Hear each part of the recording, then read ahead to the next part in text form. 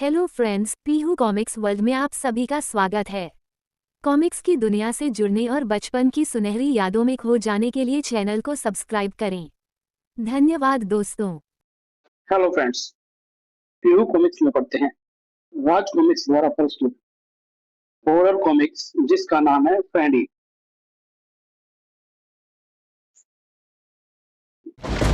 औद्योगिक नगर परवाणु, जिसका प्रत्येक निवासी कड़कती सर्दी और मूसलाधार बारिश की वजह से अपने घरों में दुबका बैठा है।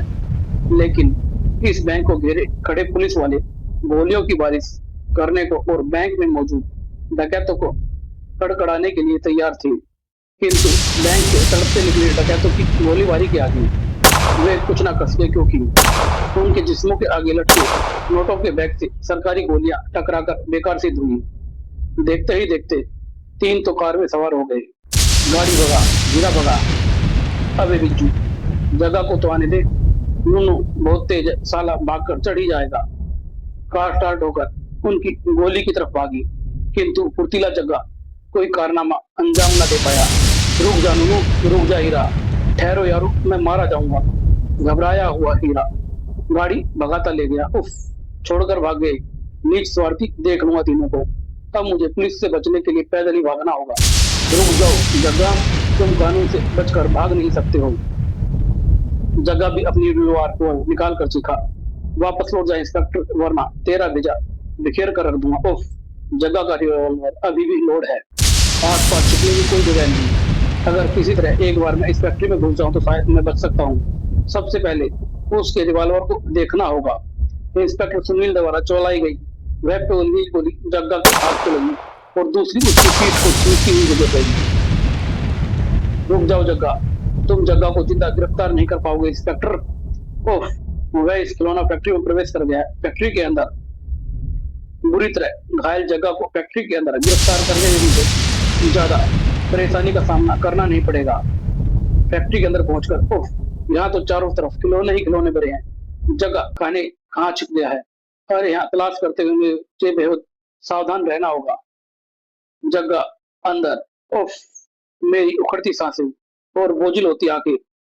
रही है, मेरा जीवन खत्म होने वाला है, मैं मर रहा हूँ। अचानक पीड़ा से भरा जग्गा का चेहरा पत्थर की मांदी कठोर होता चला गया।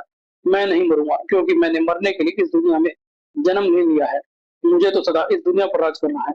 मुझे तो अपनी विद्या के बल पर पूरी इंसानियत को अपने कदमों तले रोंदना है। मुझे तो अभी बहुत कुछ करना है, इसलिए मैं नहीं मरूंगा। मैं नहीं मरूंगा।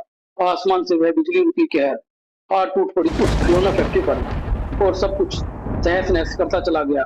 इंस्पेक्टर सुनील के सितारे बुलंद थे, जो वह इस कहर को सहकर भी बेहोश हुआ था।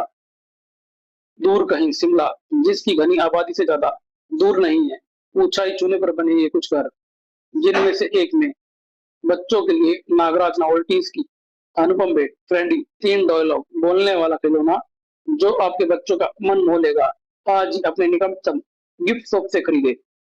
हाय, I am Tom, I am your friend to the end, die hard. देखो विष्णु कितना अच्छा गुड्डा है, सिर भी घुमाता है और आंखें भी चपकता है। सचमुच बहुत प्यारा। आज मेरा जन्मदिन है।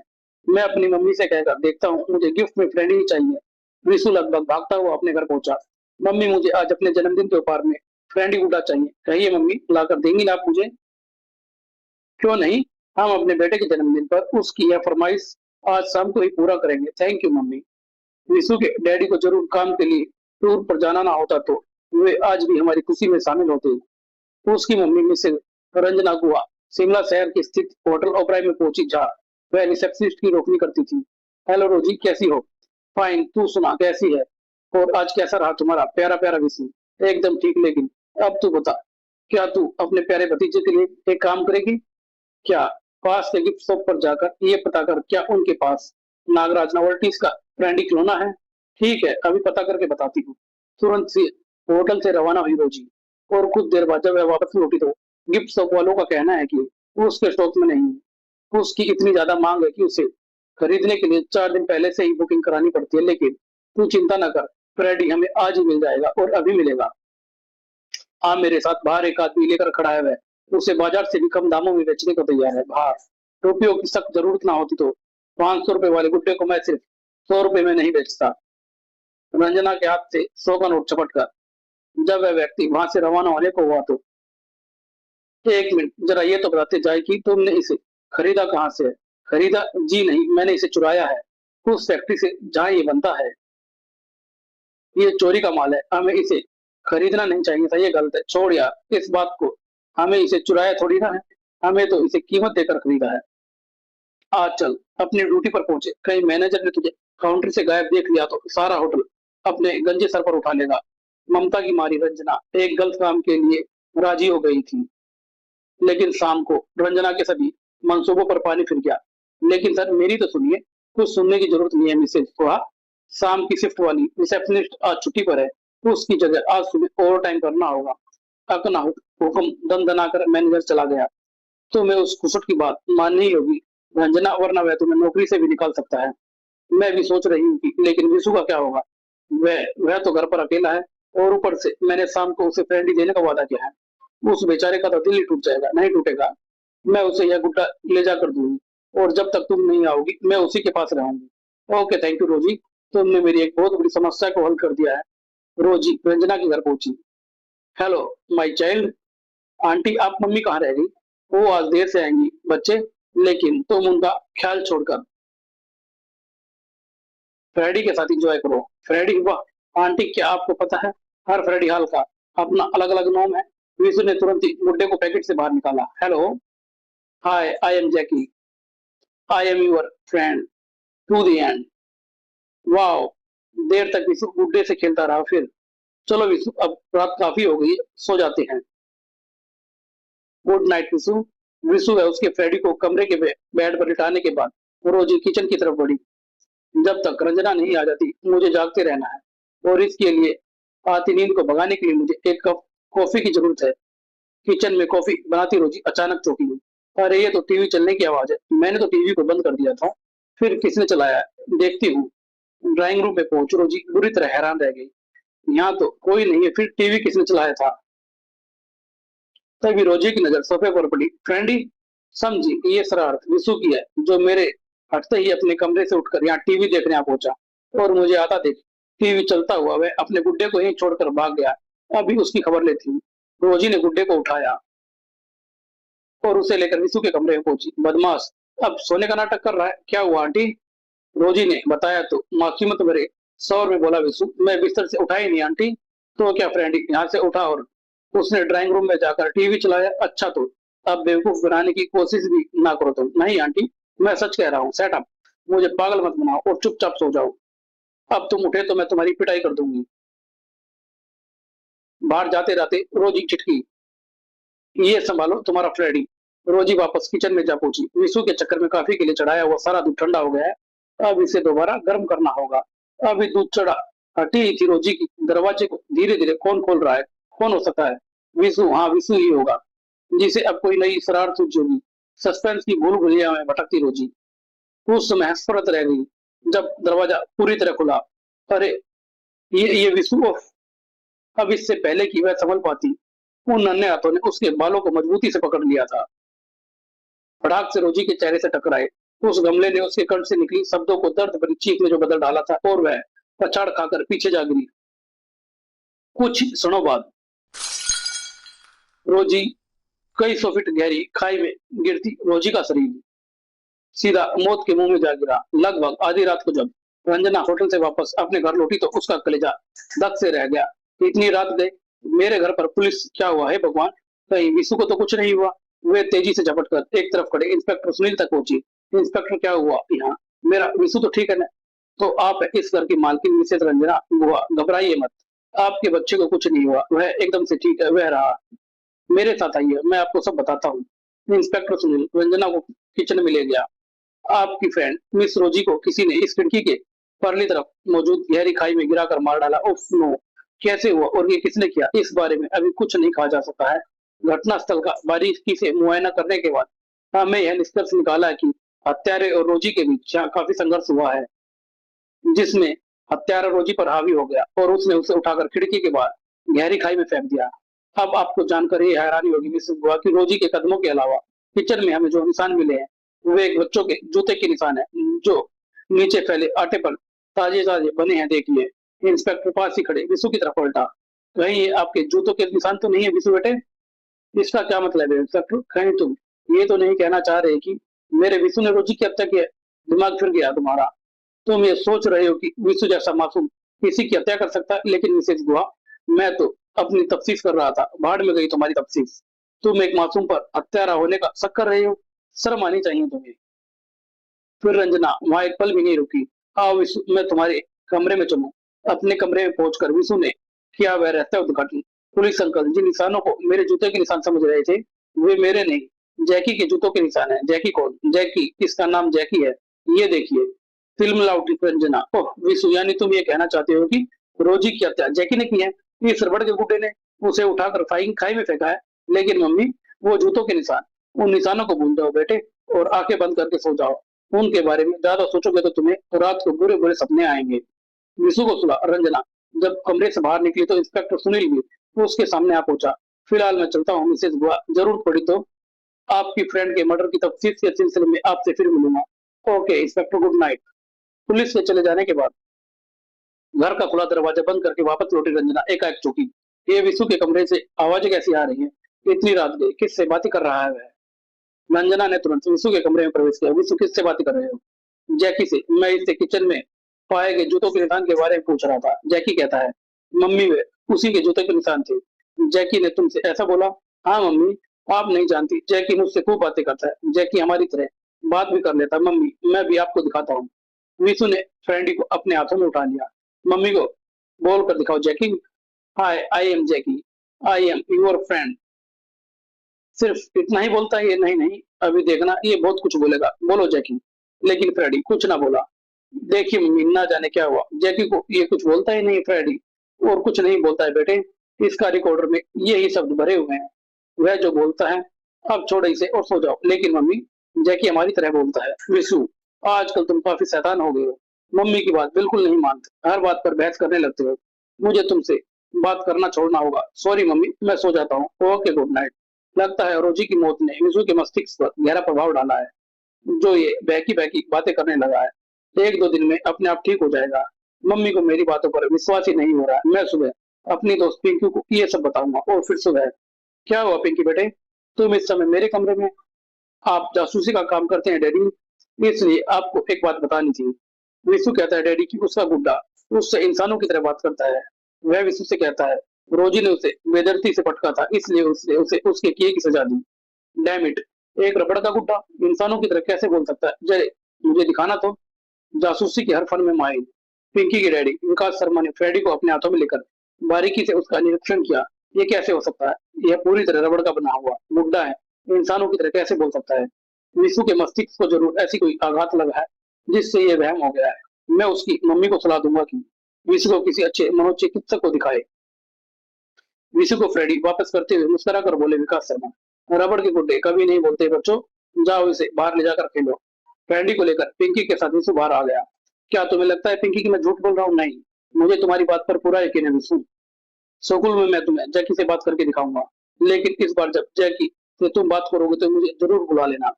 और फिर स्कूल में वापसी में तुम दोनों और शायरी से बस में बैठकर घर जा पहुंचना और सारा दिन जैकी के साथ खेलते मत रहना, पढ़ाई भी करना। अच्छा मम्मी? अपनी क्लास में पहुंच। दोनों ने अपने अपने बस्ते रखे हो। कहाँ चले विशु? जैकी से बात करनी, छत पर। वहां हम जैकी से बात करेंगे, वहां कोई नहीं देखेगा हमें। कुछ ही देर बाद दोनों स्कूल की इमारत पर थे, की छत पर थे। यहाँ हम जैकी को चॉकलेट भी आराम से खिला सकते हैं ना? यहाँ हम आराम से जैकी से बातें भी करेंगे। चॉकलेट? हाँ, हम पैडी को चॉकलेट भी खिलाएंगे। लेकिन चॉकलेट हमारे पास है कहाँ? वे नीचे बैग में रखे हैं, हमारे टिफिन बॉक्स में रखी है। तुम फ्रेडी को लेकर यहीं ठहरो, मैं अभी चॉकलेट लेकर आता हूँ। पिंकी, विशु कहता है रबड़ का यह गुड्डा इंसानों की तरह बोलता है। कैसे बोलता होगा ये? ऐसे ऐसे बोलता हूँ मैं। पिंकी को जैकी देखी, विशु ने नीचे की तरफ दौड़ लगा दी। और सिर्फ बोलता ही नहीं, तुम जैसे बोलने वालों की बोलती भी बंद करता हूँ मैं। पिंकी ने अपनी पूरी शक्ति लगा गुड्डे को अलग किया और दूर फेंक दिया। फिर वह बंदूक से छुटी गोली की मारी सीढ़ियों की तरफ भागी। लेकिन तू मुझसे बचकर नहीं भाग सकती लड़की, क्योंकि तेरी सांसें पूरी हो गई है। देखते ही देखते फ्रेडी ने उस लड़की को अपने बाजुओं पर उठा लिया था। जानती है तू क्यों मर रही है लड़की? क्योंकि तुझे विशु की बातों पर यकीन है। तू आगे चलकर मेरे लिए काफी नुकसान पहुंचा सकती है और अपने नुकसान पहुंचाने वाले को मैं जिंदा नहीं छोड़ता हूँ। और उधर ऊपर जैकी विशु के पीछे से आवाज आती है। अपने स्थान पर घूम गई जैकी की गर्दन तो भय से अलग फाट चीख पड़ा विशु। तेरी मौत तुझे यहाँ खींच लाई है लड़के। खिलखिल होकर बिखर गया उस मासूम बच्ची का फूल सा चेहरा। भाग उठा विशु जान छोड़कर और उसके पीछे भाग उठा जैकी भी। नीचे जाती सीढ़ियों पर दोनों तेजी से भागते चले जा रहे थे। अचानक भागता हुआ विशु किसी चीज से टकराया। उसकी चीख सुनकर टीचर आ पहुंची। क्या हुआ विशु, तुम चीख क्यों रहे हो? मुझे छोड़ दो टीचर, वह मेरे पीछे भागा आ रहा है, वह मुझे मार डाला। कौन कौन मार डालेगा? तुम्हें कौन? तुम्हारे पीछे कौन आ रहा है? वह जैकी आ रहा है। सीढ़ी से लुढ़कते हुए आए उस बेजान जैकी को एक टीचर ने अपने हाथ में उठा लिया। ये फ्रेडी रबड़ का गुड्डा तुम्हें मार डालेगा? हाँ टीचर, इसने पिंकी के ऊपर से फेंक कर मार डाला है, अब ये मुझे भी मार डालेगा, छोड़ दो मुझे। छोटी सी उम्र का वह बच्चा कितना चालाक है। अपनी दोस्त पिंकी को इसने खुद छत से धक्का देकर मार डाला और हमें बेवकूफ बना रहा है। इसे चलो नीचे ले चलते हैं। और फिर नीचे इस बच्ची को इसने छत से धक्का देकर मार डाला। इंस्पेक्टर, इसे गिरफ्तार कर लो। ये तो मिसेस गुहा का लड़का विशु है, लेकिन इसने अपनी फ्रेंड को छत से धक्का क्यों दिया है? इसे पुलिस स्टेशन ले जाओ इंस्पेक्टर, वहां मार खाकर ये सब कुछ उगल डालेगा। ठीक है प्रिंसिपल साहिब, मैं इसे ले जाता हूँ। आप मेरे तक बच्ची के घर इस दुर्घटना की खबर भेजिए। विकास शर्मा को जब पिंकी की मौत की खबर मिली तो उस पर मानो दुखों का पहाड़ टूट गया। पिंकी मेरी बच्ची, तू मुझे छोड़कर नहीं जा सकती है। विकास शर्मा सुबक रहे थे। जब उसे विशु के बारे में पता चला तो उसे कतई विश्वास नहीं हुआ। नहीं, मैं ये हरगिज नहीं मान सकता कि पिंकी को विशु ने छत की स्कूल से धक्का दिया है। वह तो उसे जान से ज्यादा चाहता था। फिर किसने धक्का दिया है पिंकी को? रंजना यह सब जानकर दौड़ी दौड़ी पुलिस स्टेशन पहुंची। विशु मेरे बच्चे, क्या तूने सचमुच पिंकी को धक्का दिया है? नहीं मम्मी, मैंने नहीं, जैकी ने उसे छत से नीचे फेंका था। ये बात मैं पुलिस अंकल को भी बता चुका हूँ, लेकिन वे मेरी बात मानने को तैयार ही नहीं है। बुरी तरह झुल्ला उठी रंजना ने विशु को झोड़ कर रख दिया। उफ, क्या हो गया तुम्हें विशु? तुम हर समय जैकी जैकी चिल्लाते रहते हो। रबड़ का गुड्डा ना बोल सकता है और ना चल सकता है। मुझे बताओ विशु, तुम्हें क्या हुआ है? कंट्रोल योर सेल्फ मिसेस गुहा, आपके बच्चे की दिमागी हालत ठीक नहीं है। मैं इसे अपना घर ले जाना चाहती हूँ। सॉरी, आप ऐसा नहीं कर सकती हैं, क्योंकि ये बच्चा दो दो हत्याओं का प्राइम सस्पेक्ट ही नहीं बल्कि विकृत मस्तिष्क का भी है। मैंने एक अच्छे मनोचिकित्सक को बुला लिया है। वे इस बच्चे को पुलिस अस्पताल में रखकर कुछ दिन इसका निरीक्षण करेंगी। आप बेफिक्र होकर जा सकती हैं। और हाँ, जैकी नामक इस फ्रेडी को अपने साथ ले जाइए। इसे देखकर आपका विशु ना जाने क्या क्या बकरे लगता है। मजबूरी थी रंजना की, विशु को छोड़ घर आना ही पड़ा। जब से यह घर में आया है तब से ना जाने मेरे विशु को क्या हो गया। मैं इसे इसके पैकेट में बंद करके रख देती हूँ। जैसे ही रंजना ने फ्रेडी की पैकिंग वाला डब्बा उठाया वैसे ही उसे आश्चर्य का एक तेज झटका लगा। बैटरी? ये बैटरी तो जैकी के अंदर होनी चाहिए। तो क्या फ्रेडी की बैटरी उसके बैटरी बॉक्स में नहीं लगी हुई है? चेक करना होगा मुझे। रंजना ने एक झटके से जैकी के ड्रेस को ऊपर सरकाया। इसी के साथ वह सन रह गई थी। जैकी की बैटरी वाला बॉक्स तो खाली है, लेकिन जैकी को बिना बैटरी के भी बोल रहा है। भगवान, क्या रहस्य ये? इस रहस्य को तू नहीं समझ पाएगी, क्योंकि अब तेरा अंतिम समय आ गया है। ऑफ नहीं, भयभीत हो उठी रंजना ने जैकी को अपने से दूर फेंकना चाहा, लेकिन जैकी झपट कर उसकी गर्दन से चिपक गया। तेरी नसों में बहते खून की एक एक बूंद को मैं चूस जाऊंगा। रंजना ने उस गुड्डे को दूर फेंका। फिर तो भयभीत हिरनी सी बाहर की तरफ भाग खड़ी हुई रंजना। लपका उसके पीछे जैकी भी, लेकिन दरवाजा बंद करके रंजना न स्वयं को बचाया। रेस के किसी घोड़े की सी तेजी से भागती रंजना पुलिस स्टेशन पहुंची। मिसेस गुहा, क्या हुआ आपको? आप इस तरह? जैकी, विशु का कहना एकदम ठीक है इंस्पेक्टर। जैकी सिर्फ रबड़ का पुतला ही नहीं, एक बला है। वही रोजी और पिंकी का हत्यारा है, और अब वह मेरी हत्या करना चाहता है। रंजना की सारी बात सुनी इंस्पेक्टर सुनील ने एक जोरदार ठहाका लगाया। हा हा, लगता है तुम्हारा दिमाग भी खराब हो गया मिसेस गुहा। अभी कुछ देर पहले जिन बातों को तुम बेवकूफ आना कह रही थी, अब तुम भी अपने बेटे की तरह उन्हें दोहरा रही हो। लेकिन मैं जानता हूँ कि तुम ये सब अपने बेटे को बचाने के लिए कह रही हो, ताकि मैं तुम्हारी बातें सच मानकर उसे तुम्हारे साथ जाने की इजाजत दे दूं। नहीं इंस्पेक्टर, मेरी बातों पर विश्वास करो, मैं सच कह रही हूँ। और इसका सबूत है ये सीलबंद बैटरी, जिसके ना लगे होने के बाद भी जैकी बोल रहा था। सॉरी मिसेस गुहा, मेरे पास आपकी बकवास सुनने का टाइम नहीं है। आप जा सकते हैं, गुड नाइट। पेपर पड़ी रंजना। जा रही इंस्पेक्टर, लेकिन मैं ये साबित करके ही दम लूंगी कि मैं और विशु जो कह रहे हैं वो सच है। उसे पुलिस स्टेशन के बाहर आना ही पड़ा। काश इस समय विशु के डैडी यहाँ होते तो मुझे अपनी बात समझाने के लिए इतनी भागदौड़ की जरूरत ही नहीं पड़ती। लेकिन अब मुझे यह सिद्ध करना ही होगा। काफी सोच विचार के बाद जैकी में जरूर किसी प्रेत आत्मा ने प्रवेश किया होगा, लेकिन वह आत्मा किसकी है यह पता करने के लिए जानना होगा हमारे पास आने से पहले जैकी कहाँ था। इस बात को वह मवाली बता सकता है जिसने जैकी को चुरा कर मुझे बेचा था। इस शहर में उस जैसे मवाली कहाँ मिलते हैं ये मैं अच्छी तरह जानती हूँ। लोअर स्ट्रीट जुर्म की दुनिया में कीड़ों की तरह बीच बीचते छोटे मुजरिमों का स्वर्ग। शरीफ आदमी जिसकी तरफ मुंह करके सोना भी पसंद नहीं करते हैं, लेकिन एक माँ की ममता उसे यहाँ खींच लाई थी।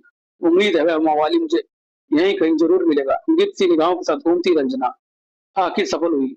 वह रहा, मैं इसे अच्छी तरह से पहचानती हूँ। रंजना तेजी से उसके पास पहुंची। भाई साहब, आप मुझे पहचानते हैं ना? कुछ दिन पहले आपने मुझे फ्रेडी 100 रुपए में बेचा था। क्या आप मुझे बता सकते हैं कि आप वह गुड्डा कहाँ से चुरा कर लाए थे? प्लीज भाई साहब बताइए ना। बताऊंगा, लेकिन इतनी दूर खड़ी होकर पूछोगी तो कैसे बताऊंगा? बाहों में आकर मेरे सीने से लगकर पूछो तो सब कुछ बताता हूँ। ये क्या बदतमीजी है? इसे बदतमीजी नहीं, मोहब्बत कहते हैं जाने मन। और ये मोहब्बत हम भी तुमसे करने के लिए तरस रहे हैं। उफ, ये मैं कहाँ आकर फंसी। ये तो भूखे गिद्धों की तरह मुझ पर टूटने जा रहे हैं और यहाँ मुझे बचाना वाला भी कोई नहीं दिख रहा है। तभी आप पहुंचा बचाने वाला। पीछे हटो जंगली कुत्तों। उफ, इंस्पेक्टर सुनील, भागो पुलिस। तू कहाँ भाग जा रहा है? मैडम जो पूछ रही है उसका जवाब तो देता जा। आओ। मवाली टेप रिकॉर्डर की भांति चालू हो गया। मैंने वह गुड्डा परवाणु की नागराज नोवेल्टीज की फैक्ट्री से चुराया था। परवाणु की फैक्ट्री? इंस्पेक्टर क्यों चौंक गया है? इंस्पेक्टर ने मवाली को छोड़ा तो वह सिर पर पांव रखकर भागा। मेरे पीछे तुम्हारा यहाँ आना यह साबित करता है कि तुम्हें मेरी बातों पर विश्वास है। नहीं, मैं तुम्हारी बातों पर विश्वास करके तुम्हारे पीछे नहीं आया, बल्कि तुम्हारी मदद करने के लिए आया था। क्योंकि मैं जानता था जोश में तुम जरूर अपने आप को किसी मुसीबत में फंसा लोगी। लेकिन तुम यहाँ करने क्या आई थी? मैं जानना चाहती थी कि हमारे पास आने से पहले जैकी किसके पास था। अब चूंकि मैंने उसके बारे में जान लिया है तो मैं यहाँ से सीधी परमाणु फैक्ट्री जाऊंगी और जैकी के बारे में अपने मन में उठे सवालों का हल जानने की कोशिश करूंगी। परमाणु की फैक्ट्री में जाने से तुम्हें कोई फायदा नहीं होने वाला, क्योंकि वह फैक्ट्री बिजली गिर जाने के कारण पूरी तरह से तबाह हो चुकी है। तुम ये कैसे जानती हो? जॉब में इंस्पेक्टर ने अपनी और जग्गा की मोटिवेटेड की सारी कहानी बता दी। जग्गा नागराज नोवेल्टीज की परमाणु फैक्ट्री में ही मरा था। हाँ, उसकी लाश वहां से बरामद हुई थी। लेकिन ये तुम क्यों पूछ रही हो? मुझे जगह का पता चाहिए इंस्पेक्टर। मुझे उम्मीद है जिस बुद्धि को मैं सुलझाने निकली हूँ उसका हल जगह से ही मिल सकता है। लेकिन जगह तो मर चुका है। मैं नहीं मानती। तुम मुझे उसके घर का पता दो। रंजना की जिद के आगे इंस्पेक्टर सुनील को झुकना ही पड़ा। ठीक है, पता नोट करो, 36 BT road Shimla. Thank you inspector, मुझे यहाँ उतार दो। इंस्पेक्टर ने जीप रोक कर रंजना को उतार दिया। जगह के घर शौक से जाओ रंजना, लेकिन मेरी बात याद रखना। जो बेहूदी बात तुम्हारे और तुम्हारे बेटे के दिमाग में घूम रही है तुम उसे कभी भी सच साबित नहीं कर पाओगी। मेरी सलाह मानो तो तुम भी अपने बेटे की तरह किसी मनोचिकित्सक से अपना चेकअप कराओ। इस नेक सलाह के लिए आपका शुक्रिया इंस्पेक्टर। इंस्पेक्टर ने अपनी जीप आगे बढ़ा दी। बेवकूफ औरत जो अपने बच्चे को बचाने के लिए ना जाने क्या सिद्ध करना चाहती है। अचानक इंस्पेक्टर सुनील चौंका। मेरे पीछे ये आवाज कैसी है? लेकिन पीछे हुई आवाज की दिशा में इंस्पेक्टर पलट जाता है उससे पहले ही। बेवकूफ वो औरत नहीं, तुम हो इंस्पेक्टर। ना ना, कोई होशियारी मत दिखाना वरना गर्दन धड़ से अलग नजर आएगी तुम्हारी। कौन हो तुम? रियर मिरर में नजर पड़ते ही इंस्पेक्टर के छक्के छूट गए थे। Oh my god, Freddy. Jagga, लेकिन तुम तो मर गए थे। उर्फ जैकी उर्फ जग्गा। मैं नहीं, मेरा शरीर मरा था।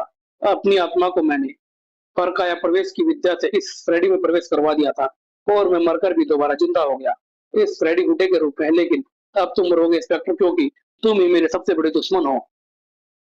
ओह, इसका मतलब रंजना और विशु का कहना ठीक था। सचमुच है कि हत्यारा है जिसने जग्गा की आत्मा का वास है।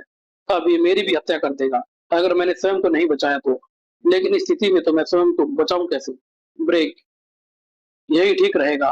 दूसरे इंसान इंस्पेक्टर ने अपना पांव ब्रेक पर दे मारा और परिणाम फ्रेडी जीप से उछलकर सामने सड़क पर आ गिरा। अब जीप के पहिए के नीचे आकर कुचलती मौत मरेगा तो फ्रेडी और जैकी और जग्गा। पूरे का पूरा एक्सीलेटर दबा दिया इंस्पेक्टर सुनील ने। इसी के साथ जीप तोप से छूटा गोला बनकर भागी। ओफ, लेकिन आश्चर्य, उसे फ्रेडी के आगे फैले हाथों से टकरा कर जाना पड़ा। अब जग्गा को मौत देना इतना आसान नहीं है इंस्पेक्टर। आसान ही नहीं, ये असंभव भी है। जैकी के हाथों के एक तेज झटके से जीप तिनके के समान पलट गई थी। और फिर अब तो कुचलती मौत मरेगा इंस्पेक्टर। अपने हाथों में थमे मोटे पत्थर को इंस्पेक्टर के सिर पर मारकर उसका कचूमर निकाल देता फ्रेडी। अगर विद्युत की तेजी से संभलकर इंस्पेक्टर ने अपना रिवॉल्वर निकालकर उस पर फायर ना झोंक दिए होते, जैकी को अपने साथ ले उड़ी गोलियां और उसे एक अंधेरे कोने में जा पटका। कुछ पलों के लिए जैकी की चीखों से आबाद हो गया था वह अंधेरा कोना, और फिर सन्नाटे में अपना कब्जा जमा लिया। रात की एक लंबी सांस छोड़ी इंस्पेक्टर सुनील, उफ, शुक्र है मैं काल के उस पुतले का अंत करने में सफल हो गया। यह सुनकर रंजना बहुत खुश होगी। मैं उसे जाकर ये खबर देता हूँ। फिर इंस्पेक्टर सुनील अपनी जीप सीधी करने में जुट गया और ये अंक यहीं समाप्त होता है। धन्यवाद दोस्तों।